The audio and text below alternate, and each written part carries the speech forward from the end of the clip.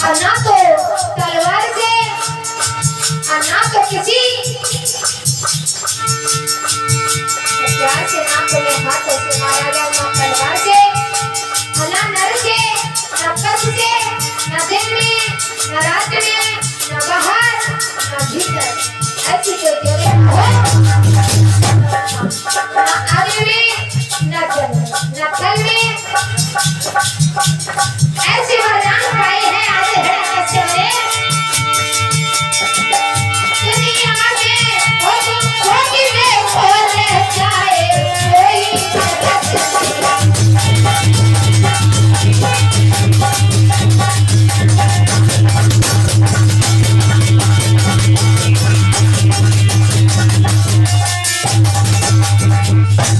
आज इतनी बात सुनी है, क्या वरदान मांगे कि कुछ ज्यादा मुझे नहीं चाहिए, बस मुझे इतना वरदान दीजिए कि ना मैं ऊपर मरूं ना नीचे, ना तो जल में, ना थल में, ना तो किसी अग्नि से, ना पश से, ना नर से। ऐसे वरदान मांगी जब हिरण्यकश्यप ने, तो प्रभु ने कहा तथा अस्त ऐसा ही होगा। जब बात एक ही ना कहते कि मरूं जाए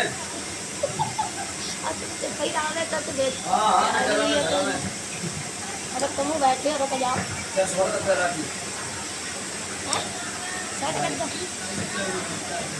आज इस प्रकार से भक्तों मन में विचार किया है, अब तो हमारा हो गया, अब तो मरे हुए कि अब तो मुझसे बड़ा कोई शक्तिशाली संसार में रहा ही नहीं। इस संसार में मुझे मारने वाला कोई नहीं। आज भक्तों मन में विचार किया तो उसी समय सोचने लगा कि अब मुझसे कोई मुकाबला करे आके, देखता हूँ कि मुझे कौन हरा सकता है। मेरा भाई था जो उस ब्रह्मा ने, विष्णु ने मेरे भैया का वध कर दिया, अब आ जाए हमारे सामने। जब मैं उसको देखूंगा तो आज उसी समय भक्तों, जब अपने आप को बड़ा महान समझने लगा हिरण्यकश्यप, मन में विचार करने लगा कि अब तो मुझसे बड़ा कोई है ही नहीं। इधर भक्तों जब छोटे छोटे राजाओं को पता चला तो छोटे छोटे राजा अपनी पहले ही राजधानी छोड़ करके भाग गए। उसके बाद उन्होंने सिर के ऊपर हमला कर दिया। देवराज इंद्र को हरा करके स्वयं इंद्रासन के अधिकारी हो गया। स्वर्ग में सभा लगाई तो कहा, सोच सभा के लोगों सुनो, आज के बाद कोई इस संसार में और हमारे राज्य में उस हरि की यानी कि विष्णु की पूजा नहीं करेगा। आज से पूजा करेगा तो सिर्फ हमारी होगी। ठीक है महाराज। ऐसा सुन करके भक्तों मन में विचार किए, जो छोटे छोटे राजा थे, आज के बाद कोई हवन नहीं होगा। तो भक्तों ऐसे तो पंडित थे, वे पहले छोड़ छाड़ के भाग गए वो राजधानी को। तो इधर सुखदेव जी महाराज ने कहा, देखो इस प्रकार से उस हिरण्यकश्यप ने जितने भी पुजारी थे, जितने भी पंडित थे, पहले ही समझा दिया, अगर तुमको पूजा करनी है, यज्ञ हवन कराना है तो सिर्फ मेरे ही नाम का होगा, वरना तुम्हारा शीश धड़ से अलग होगा। ठीक है महाराज। आज भक्तों ऐसा सोच करके कहने लगे। और भक्तों जब देखा है कुछ लोगों ने कि खून की नदियां बहने लगी, बहुत ही बुरा हाल हो गया, समय गुजरने लगा, तो इसी बीच हिरण्यकश्यप राजस्थान चला जाता है। और इधर ये बात जब देवराज इंद्र को पता चला, मालूम पड़ी कि हिरण्यकश्यप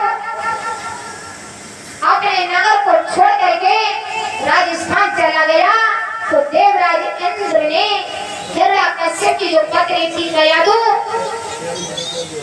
अपने महलों में, तो मक्कर ना देवराज इंद्र ने नगर को चारों तरफ से घेर लिया। जितनी भी स्त्रियां थी नगर में सभी को बंदी बना लिया। जैसे ही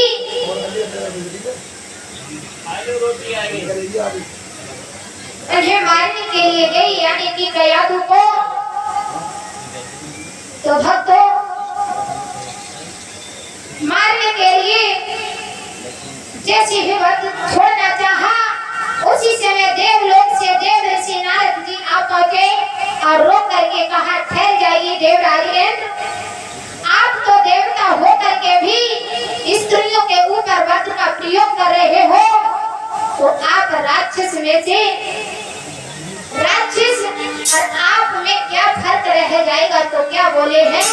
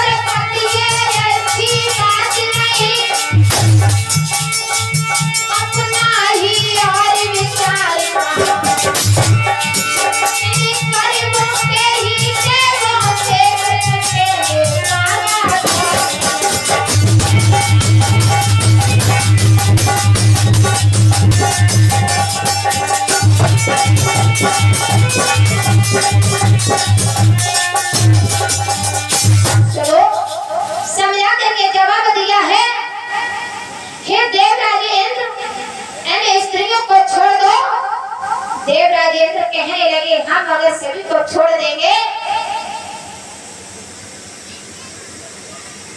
तो भक्तों जिस प्रकार से हिरण्यकश्यप ने इतना उपद्रव मचाया, क्योंकि राक्षस की औलाद राक्षस ही होगी, इसलिए मैं इसको छोड़ूंगा नहीं। तो उसी से मैं कहने लगी, हे देवराज इंद्र, और नारद बोले हैं इंद्र से, सुनो देखो, आप जो समझ रहे हो ऐसा कुछ भी नहीं। उसी से मैं कहा, देखो जो कयादू है ना, इसके गर्भ से राक्षस का नहीं देवता का परम भक्त होगा, इसको छोड़ दो। उसी समय देवराज इंद्र ने कहा, देखो अगर आप कहते हो तो मैं इसको छोड़ दूंगा, लेकिन इसको मैं अपने यहाँ बंदी बना करके रखूंगा जब तक इसकी संतान ना हो जाएगी तब तक।